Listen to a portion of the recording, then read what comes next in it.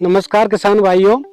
अभी जैसा कि रबी का मौसम तैयार हो चुका है, शकरकंदी की खेती की हम बात करते हैं तो कुछ किसान भाई शकरकंदी खरीफ में भी लगा सकते हैं उत्तर प्रदेश में, और कुछ अभी रबी में लगा सकते हैं। तो रबी के लिए शकरकंदी जो फसल है जिसका कि प्रवर्धन की हम बात करें, क्योंकि इसके जो बीज है वो वानस्पतिक जिसकी जो बेल होती है उससे किसान भाई इसका प्रवर्धन करते हैं। सबसे पहले हमको शकरकंदी की नर्सरी बनानी है। तो नर्सरी के लिए क्या करना है कि या तो वो किसान भाई जो पहले से शकरकंद के जो कंद हैं उन कंद से प्राथमिक नर्सरी बना सकते हैं, और उसके लिए क्या करना है, तकरीबन 1 क्विंटल कंद जो है वो हमको चाहिए। औसतन जो उसका जो आकार है, साइज है, वजन है वो 100 ग्राम के आसपास होना चाहिए। जो भी मैं मात्राएं बता रहा हूँ वो प्रति हेक्टेयर के लिए है। ध्यान रखें कि उसमें कहीं कोई छोटे छोटे छेद न हो, उससे रहित कंद लेने चाहिए। तो उनका हमें उपचार करना है। उसके लिए इमिडाक्लोप्रिड जो दवा है वो 2 ml दवा 10 लीटर पानी में मिलाकर के एक घोल बनाएं और उसमें कंदों को डुबो करके 2 से 3 मिनट तक डुबो के रखें और छाया में सुखा दें। कई बार क्या है, जब कंद को लगाते हैं तो उसमें गलन की समस्या आती है। उसके लिए बाविस्टिन, पुनः इसको ध्यान रखें, बाविस्टिन जो दवा है वो 2 से 3 ग्राम दवा उसको 1 लीटर पानी में मिला करके उसका घोल बनाएं, पुनः कंदों को उसमें डुबो करके रखें 5 से 7 मिनट और उनको नर्सरी में लगाएं। उसके बाद क्या करना है किसान भाइयों को, जो पानी की जो मात्रा है वो लगातार 8 से 10 दिन तक अंतराल 1 दिन के अंतराल पर पानी देना है, सिंचाई करनी है, ताकि कंद जैसी प्रसुप्त होते हैं उनका अंकुरण होता है, उनमें से लताएं बनना शुरू हो जाती है। और 15 दिन बाद नाइट्रोजन, फास्फोरस, पोटास इसका जो लिक्विड जो इसको बोलते हैं द्रवीय अवस्था में उसका पानी छिड़काव करें, या यूरिया का 2% यूरिया का छिड़काव करें, जिससे बेलों की बढ़वार बढ़ती है। कंद से नहीं बनाना चाह रहे हैं तो किसान भाई क्या है कि कहीं विश्वसनीय स्रोत है जो कुछ जैसे हम किस्म बताना चाहेंगे, राजेंद्र शकरकंद 47 है, गौरी है, सम्राट है, या आपके क्षेत्र के हिसाब से प्रचलित आपकी जो लोकल किस्म है जो अधिक उपजाऊ दे रही है उनका चयन कर सकते हैं। या जो जैव संवर्धित किस्म है उनको भी किसान भाई लगाना चाहें, जो कि बीटा कैरोटीन जो संवर्धन किस्म है जैसे कि भू सोना करके है, और जो एंथोसायनिन के लिए जो पर्पल जो बैंगनी रंग की किस्में हैं भू कृष्णा है, उनका भी चयन कर सकते हैं। जो नर्सरी में हमने जो लगाए हैं कटिंग्स, उन कटिंग को 40 से 45 दिन की अवस्था तक नर्सरी में रखना है, और नर्सरी का देखभाल बहुत अच्छे से करना है क्योंकि इनकी वृद्धि हो सके। तो इसके लिए आप अल्टरनेट 2-3 दिन बाद पानी सिंचाई करते रहें, और यूरिया का जैसे मैंने पहले भी बताया 2% का छिड़काव करें, फोलियर स्प्रे करें, तो उससे उसकी वनस्पति वृद्धि हो जाती है। अब जब मेन खेत में लगाने का जो अभी समय है, जैसे कि अभी हम देख रहे हैं 2-3 दिन से अच्छी खासी बारिश हुई है, और जो किसान भाई इसका फायदा उठाना चाह रहे हैं, तो वो मुख्य जो खेत है उसमें रिज एंड फरो, जिसको हम पहले बोल सकते हैं कोड़ और मेड विधि है, जिसमें कि रिजेज बना सकते हैं। तो जो एक रिज से दूसरे रिज की जो दूरी है वो 90 सेंटीमीटर के आसपास है, और पौधे से पौधे की दूरी है वो 45 सेंटीमीटर से 30 सेंटीमीटर के आसपास किसान भाई रख सकते हैं, जिससे कि जो पौधों की संख्या है प्रति हेक्टेयर लगभग 66,000 से लेकर के 75,000 के आसपास तक पौधे आपको 1 हेक्टेयर के लिए चाहिए होंगे। जैसा कि इसमें किसान भाई देख पा रहे हैं कि ये वाइन कटिंग है, तो इसमें जो नोड हैं जिसको गांठ बोलते हैं, उनसे ये जड़ें निकल रही हैं। जैसे इसमें देख रहे हैं 1, 2, 3, 4, 5, तो ये जड़ें निकली हैं। तो ये बहुत ही स्टेबलाइजमेंट के लिए बहुत ही उपयुक्त वाइन है।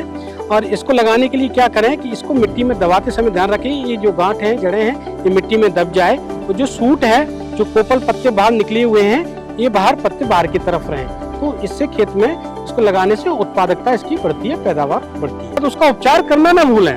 कई बार क्या होता है कि हमने डायरेक्ट उसको लगा दिया तो फिर उसमें गलन की समस्या हो जाती है। तो उपचार के लिए घोल बनाएं बाविस्टिन का, 2 से 3 ग्राम बाविस्टिन 1 लीटर पानी में मिला करके एक कोई छोटे से ड्रम में या किसी तसले में आप उसका घोल बनाएं, और जो लताएं हैं, कटिंग्स हैं, उनको उसमें डुबो करके रखें। 4 से 5 मिनट तक डुबो करके रखें, और निकाल करके उसको कोई आप साइज का लकड़ी या कुछ थोड़ा सा आप कुदाली कुछ ले सकते हैं, उससे आप जो कूड़ बनाया हुआ है उस कूड़ पर आप मार्क करें, चिन्ह बनाएं, और उस पर 30 से 40 सेंटीमीटर की पौधे से पौधे की दूरी लगाते हुए आप रोपण करें। रोपण के बाद मैं पुनः सलाह देना चाहूंगा कि इन फसलों को जो खेत में इनकी जड़ें नहीं निकलेंगी, उसमें निकलती है नोड में, तो मॉइस्चर, पानी की नमी की बहुत जरूरत पड़ती है। या बारिश हो रही है तो ठीक है, नहीं आप इसको 10 से 15 दिन तक हर दिन के अंतराल पर शुरुआती अवस्था में पानी जरूर दें, ताकि जड़ इसमें प्रॉपर इसमें एस्टैब्लिशमेंट हो जाए, जड़ें इसमें बैठ जाएं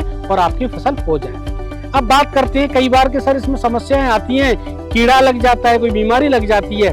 तो जैसे मैंने पहले भी बताया कि इसमें स्वीट पोटैटो बीविल, जिसको हम कहते हैं कि इसमें घुन भी कह सकते हैं, शकरकंद जब खाते हैं तो काला काला इसका सरा हो जाता है और इसमें पत्तों से भी हो जाता है। तो आप जो सोर्स ले रहे हो तो पहले सोर्स का विश्वसनीय सोर्स हो, और जो लताएं ले रहे हो कोशिश करें उनका हम वहां उपचार करें, और वहां के बाद भी यदि खेत में कहीं शकरकंदी का जो बीवल है उसका आक्रमण हो रहा है तो आप इस दवा का इमिडाक्लोप्रिड जो दवा है 2 ml दवा आप उसको 10 लीटर पानी में मिलाकर के इसको खेत में छिड़काव करें। और जो मिट्टी चढ़ाने की बात है, कई बार क्या होता है कि शकरकंद जब बन रहा होता है तो मिट्टी नहीं चढ़ा पाते हैं, तो वो खुला रह जाता है भाग, तो सूर्य के प्रकाश उस पर आता है और वो प्रॉपर विकसित नहीं होता है और कीड़े उस पर अटैक करते हैं। तो 30 से 40 दिन बाद जो कूड़ बनाए हैं उसमें आप मिट्टी जरूर चढ़ाएं। शुरुआती अवस्था में नाइट्रोजन का जो एक छिड़काव है वो करें ताकि वानस्पतिक वृद्धि हो जाए।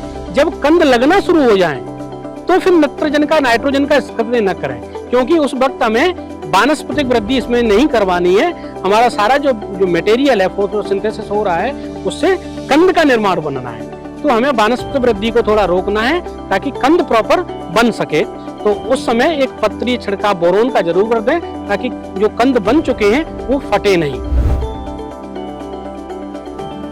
जो मुख्य खेत में तैयारी की है तो खाद इसमें बहुत जरूरी होता है, क्योंकि जो कंदीय फसलें हैं जो नीचे मिट्टी के ग्रो होती हैं उसमें खाद की बहुत बड़ा रोल होता है। तो गोबर की सड़ी हुई खाद तकरीबन 20 से 25 टन प्रति हेक्टेयर के हिसाब से खेत की जुताई से पहले ही डालें, 15-20 दिन पहले अच्छे से मिला लें।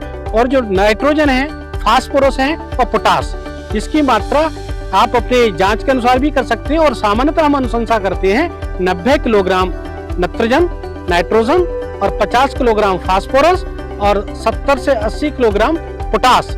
क्योंकि जो कंदीय फसलें हैं उसमें पोटास की, जैसे आलू में बात करूं, शकरकंद में बात करूं, पोटास का बड़ा अच्छा रोल रहता है। इसकी जरूर आप खेत में अंतिम जुताई से पहले अच्छे से मिला लें। और जो इसके साथ साथ कई बार किसान भाई कहते हैं शकरकंदी फट रही है या क्रैकिंग हो रही है या उसमें कुछ धब्बे आ रहे हैं काले काले, यह एक सूक्ष्म पोषक तत्व, उसका भी ध्यान रखना बहुत जरूरी होता है। अक्सर हम जो बृहद पोषक तत्व हैं उनका तो ध्यान रख लेते हैं, तो उसके लिए जो बोरोन नामक तत्व है या बोरेक्स करके आता है, 3 से 4 किलोग्राम बोरेक्स को खेत में आप मिला लें।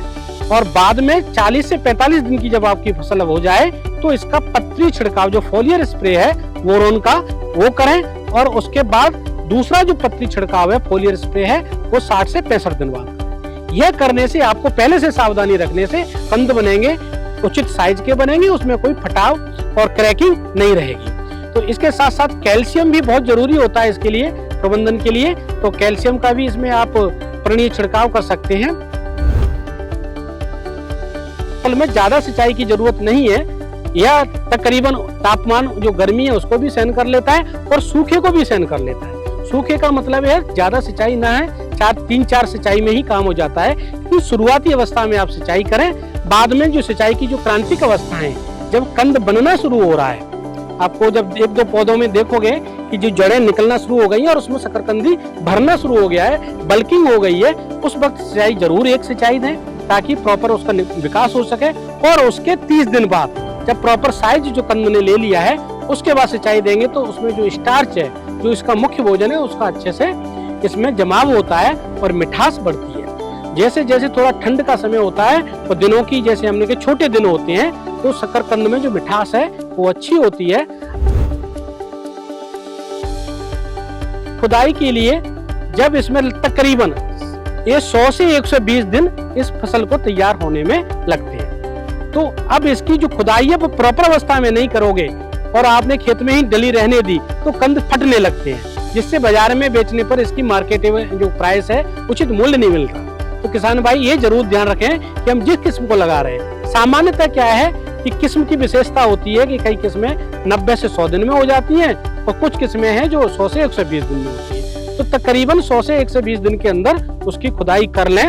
और ग्रेडिंग जैसे हम बात करते हैं आजकल, कटाई उपरांत प्रबंधन की बात करते हैं, उसका बड़ा महत्व है। किसानों को उचित आमदनी जो मुख्य हमारा मकसद रहता है, कई किसान भाई क्या है कि कुछ उसमें क्रैकिंग हो गई, कुछ फटे हुए शकरकंद हैं, कुछ छोटे हैं, कीड़ों में कीड़े एक साथ सब ले जाते हैं मंडी में, तो उसका जो भाव है वो सही नहीं मिल पाता। तो क्या करें, उसकी एक ग्रेडिंग करें, उचित आकार के, सामान्य आकार के और कटे फटे रहित हों, उनको ग्रेड करके उनको अलग तरीके के बोरों में भरें और उनको मार्केट में बेचोगे तो उचित प्राइस मिलेगा, अच्छा मुनाफा मिलेगा। और पुनः इनके छोटे रह गए हैं, साइज के रह गए हैं, उनका चयन करके यदि कोई बीमारी नहीं है, ठीक ठाक है, तो वो बीज उत्पादन के लिए रख सकते हैं, लेकिन ध्यान रहे कि वो सही ट्रू टू टाइप हो, सही उचित हो और उसमें कोई बीमारी नहीं है। तो यह मैं किसान भाइयों को सलाह देना चाहूंगा कि बुंदेलखंड में विशेषकर जहाँ पानी की कमी है, यह एक ऐसी फसल है जिसमें लागत बहुत कम है और इसमें मुनाफा जैसे हम बात करें तो तकरीबन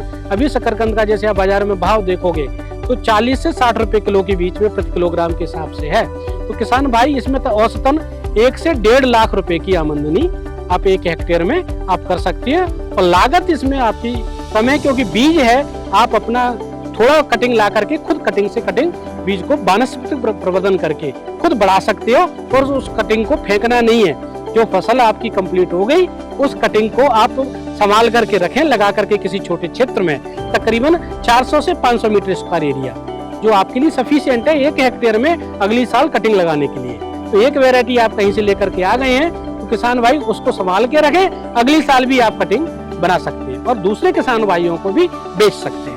तो यह एक ऐसी फसल है जिसमें कि आपको जैसे बाकी फसल से हम तुलना करें कि बीज लाना पड़ता है, ये पुड़ियावर बीज है, तो इसमें आप वानस्पतिक वृद्धि से आप कटिंग से अपना बीज भी बचा सकते हैं, तो आपको इसमें दोहरा लाभ होता है। रही पोषण की बात, क्योंकि इसको आजकल लोग भोजन में भी शामिल कर रहे हैं, क्योंकि इसमें स्टार्च तो है ही, इसके साथ साथ विटामिन सी बहुत अच्छा है, अच्छी मात्रा है, बीटा कैरोटीन है, आंखों की रोशनी को बढ़ाता है और इसमें लो ग्लाइसेमिक इंडेक्स है, जो डायबिटिक है, मधुमेह की बीमारी है, उसमें इसका जो लोग खा कर सेवन कर सकते हैं उनको फायदा है। और जो डाइटरी फाइबर है, इसमें भोजन में डाइटरी फाइबर जो की कमी रह जाती है लोगों को, तो वो भी ये बहुत अच्छा प्रोवाइड करता है। तो बच्चों के लिए भी, महिलाओं के लिए, बूढ़ों के लिए, बुजुर्गों के लिए, सबके लिए सुपाच्य भोजन है। इसको भोजन में शामिल करें, अपनी पोषण सुरक्षा के साथ साथ आय में वृद्धि करें। धन्यवाद।